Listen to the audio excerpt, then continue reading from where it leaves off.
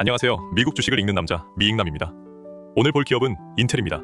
한때는 반도체 제왕이었지만 최근 몇 년 동안은 AMD, 엔비디아, TSMC에 밀리면서 투자자들의 신뢰를 많이 잃었던 기업이죠. 그런데 최근 인텔 주가가 다시 강하게 반응하고 있습니다. 이유는 단순합니다. AI 서버 CPU 수요가 살아나고 있고 데이터 센터 매출이 크게 늘었고 파운드리 사업에서도 조금씩 개선 신호가 나오고 있기 때문입니다. 오늘은 인텔의 Q2 2026 실적 발표 자료를 직접 보면서 지금 가격에서 인텔을 사도 되는지 적정 주가와 매수 구간까지 정리해보겠습니다. 이번 분석은 인텔이 2026년 7월 23일 공개한 Q2 이어닝 자료를 기준으로 보겠습니다. 먼저 한 줄 결론부터 말씀드리면 이렇습니다. 인텔은 좋아지고 있습니다. 하지만 주가도 이미 많이 좋아졌습니다. 최근 실적은 확실히 개선됐습니다. 매출도 시장 기대보다 좋았고 넌지 AAP 기준 EPS도 흑자를 기록했습니다.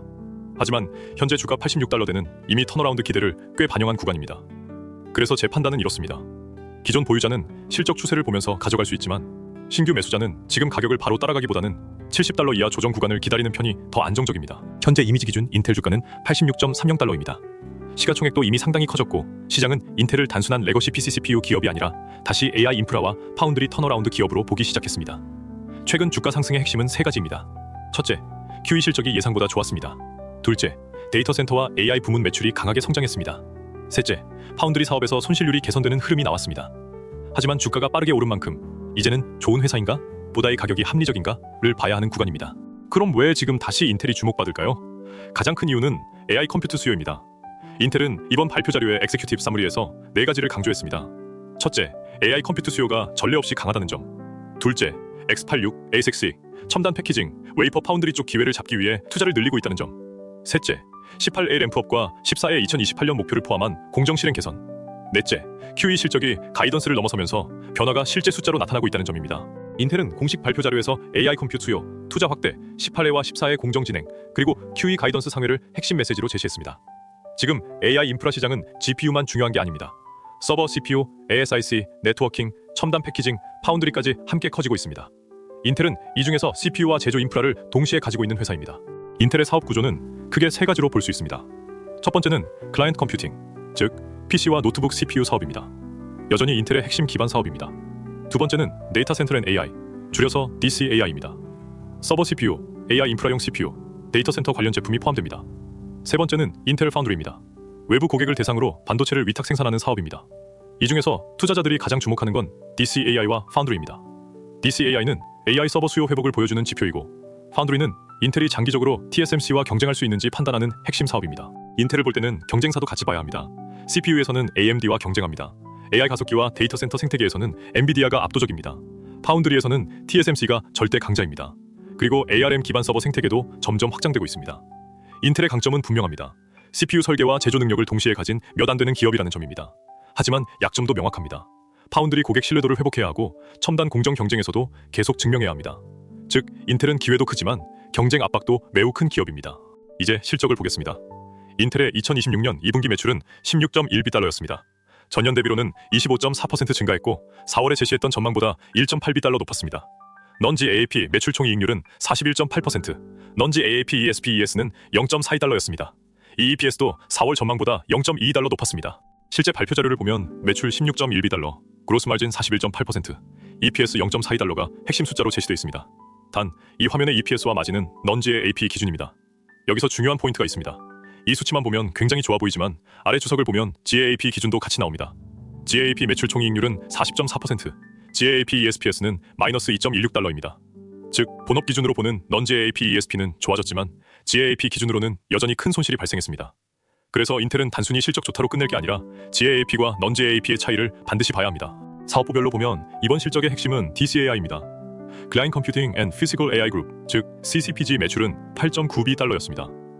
데이터 센터 앤 AI, 즉 DCAI 매출은 6.3비달러였습니다. 인텔 파운드리 매출은 5.8비달러였습니다. 특히 DCAI를 보면 Q2 2025에 3.9비달러에서 Q2 2026에는 6.3비달러까지 증가했습니다.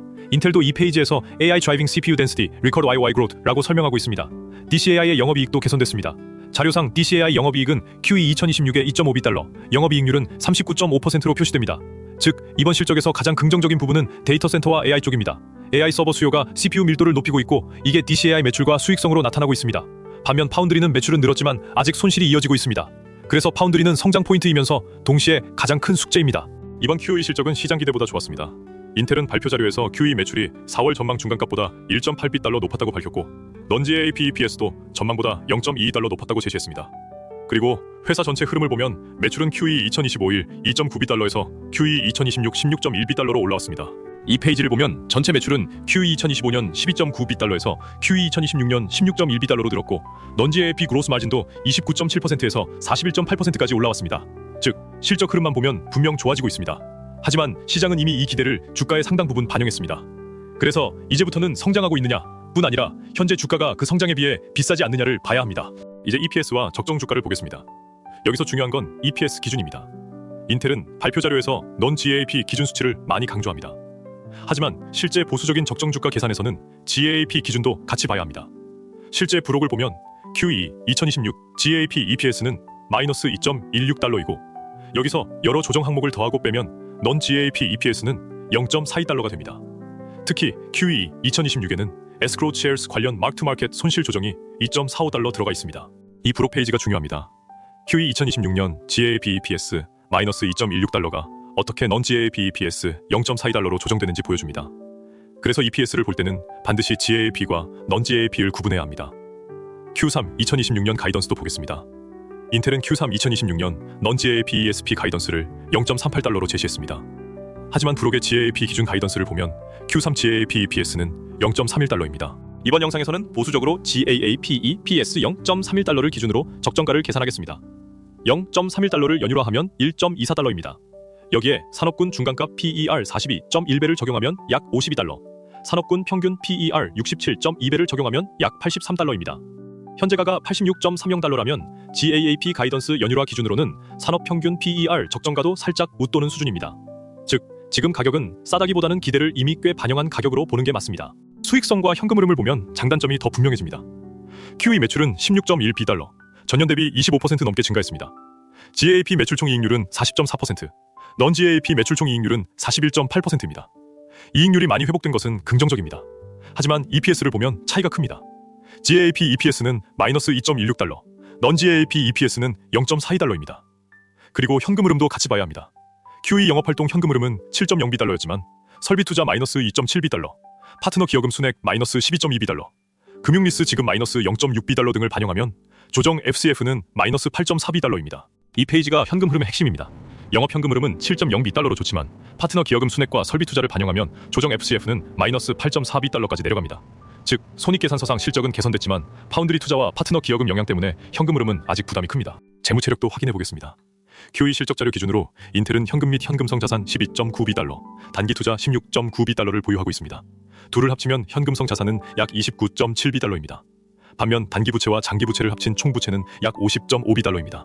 여기까지는 실적 자료에서 확인 가능한 수치입니다. 반면 ROE, ROIC, WACC는 인텔 Q2 발표 자료에 직접 나오는 숫자는 아닙니다. 그래서 이 부분은 외부 데이터 기준 참고 지표로 봐야 합니다. 외부 데이터 기준으로 ROE는 약 마이너스 10.9%, ROIC는 약 5.2%, WACC는 약 22.9%로 볼 수 있습니다. ROIC가 WACC보다 낮다는 건 아직은 투입한 자본 대비 충분한 수익을 내는 구조라고 보기 어렵다는 뜻입니다. 즉, 인텔이 진짜 리레이팅 되려면 매출 성장뿐만 아니라 자본 효율 개선도 같이 증명해야 합니다. 그럼에도 인텔의 성장 포인트는 분명합니다. 첫째, AI 컴퓨터 수요가 계속 확대되고 있습니다. 둘째, DCAI 매출이 6.3B달러까지 올라왔습니다. 셋째, AI PC와 Edge AI 수요도 장기적으로 확대될 가능성이 있습니다. 넷째, 인텔의 18AP가 리스크 생산 단계에 진입했습니다. 다섯째, 14A는 2028년 양산을 목표로 하고 있습니다. 파운드리 페이지를 보면 인텔 18AP 리스크 프로덕션 14A HVM인 2028이라는 문구가 나옵니다. 또 손실률은 Q2 2025 마이너스 71.7%에서 Q2 2026 36.2%로 개선됐습니다. 인텔의 장기 투자 포인트는 결국 이겁니다. AI 인프라 수요 속에서 CPU, ASIC, 첨단 패키징, 파운드리까지 다시 경쟁력을 회복할 수 있느냐. 성장 포인트는 분명하지만 이 성장 스토리는 아직 완성된 게 아닙니다. 앞으로도 매출 성장과 파운드리 손실 축소를 계속 숫자로 증명해야 합니다. 리스크도 반드시 봐야 합니다. 첫 번째, GAAP EPS가 아직 불안정합니다. Q2 GAAP EPS/PS는 마이너스 2.16달러였습니다. 두 번째, 조정 FCF가 마이너스 8.4B달러입니다. 현금 흐름 부담이 아직 큽니다. 세 번째, 총 부채가 약 50.5B달러입니다. 네 번째, 파운드리 영업 손실이 마이너스 2.1B달러입니다. 다섯 번째, ROIC가 WACC보다 낮습니다. 자본 효율이 아직 부족하다는 뜻입니다. 여섯 번째, 경쟁이 너무 강합니다. AMD, 엔비디아, TSMC는 각각 CPU, AI GPU, 파운드리에서 매우 강력한 경쟁자입니다. 인텔도 공식 발표 자료에서 경쟁 심화, 제조와 R&D 투자 리스크, 차세대 공정 개발의 복잡성, 공급망과 지정학 리스크 등을 언급하고 있습니다. 즉, 회사도 이 턴어라운드가 쉽지 않다는 점을 인정하고 있습니다. 그래서 인텔은 좋아지고 있는 기업은 맞지만 아직 수익성, 현금 흐름, 자본 효율로 더 증명해야 합니다. 그럼 매수 구간은 어디일까요? GAAP 기준으로 보면 Q3 가이던스 연율화 EPS는 1.24달러입니다. 산업 중간가 PER 기준 적정가는 약 52달러, 산업 평균 PER 기준 적정가는 약 83달러입니다. 현재가가 86.30달러라면 평균 PER 기준 적정가 상단에 가까운 구간입니다. 그래서 제 기준으로는 이렇게 봅니다. 100달러 이상은 기대 과열에 가까워 조심해야 합니다. 80달러에서 86달러 구간은 이미 평균 PER 기준 상단입니다. 70달러 이하는 1차 관심 구간입니다. 60달러 이하는 매력이 더 커지는 구간입니다. 앞으로 봐야 할 체크포인트는 5가지입니다. Q3 GAAP EPS 0.31달러 달성 여부, Q3 non GAAP EPS 0.38달러 달성 여부, DCAI 성장 지속 여부, 파운드리 손실 축소 여부, 그리고 조정 FCF 개선 여부입니다. 신규 매수자는 지금 바로 따라가기보다 70달러 이하 조정 시 분할 접근하는 게 더 편해 보입니다. 최종 판단입니다. 인텔은 분명 좋아졌습니다. Q2 매출은 16.1비달러였고 전년 대비 25.4% 증가했습니다. Q3 GAAP EPS 가이던스도 0.31달러로 플러스 전환을 기대하고 있습니다. 하지만 GAAP 연율화 기준 적정가는 약 52달러에서 83달러입니다. 현재가 86달러대는 이미 실적 개선과 턴어라운드 기대를 꽤 반영한 구간입니다. 그래서 제 결론은 이렇습니다. 보유자는 실적 추세를 확인하면서 가져갈 수 있습니다.